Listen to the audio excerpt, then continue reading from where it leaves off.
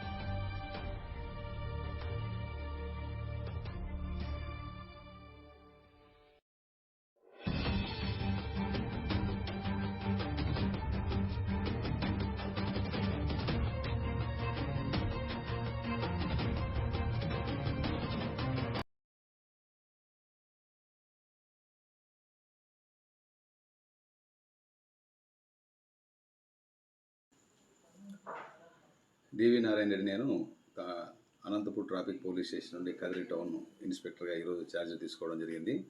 గతంలో నేను కదిరిలో కొద్ది రోజులు పనిచేసి వెళ్ళి తిరిగి మళ్ళీ రావడం జరిగింది. కదిరి పట్టణంలో ఉన్న సమస్యలు నాకైతే అవగాహన ఉంది.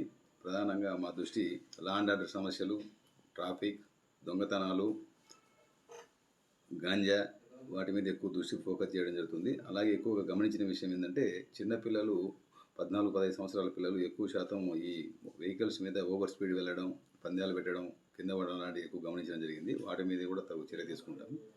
మా నోటీస్కి వచ్చిన ప్రతి విషయంలోనూ కూడా పోలీసులు సకాలంలో స్పందించి తగు చర్య తీసుకునే విధంగా ప్రయత్నం చేస్తాం. సార్, ట్రాఫిక్ పైన ఎలాంటి నిబంధనలు చర్యలు తీసుకుంటారు సార్? ఆల్రెడీ నేను గతంలో ఇప్పుడు ట్రాఫిక్ పోలీస్ స్టేషన్ నుండి రావడం జరిగింది.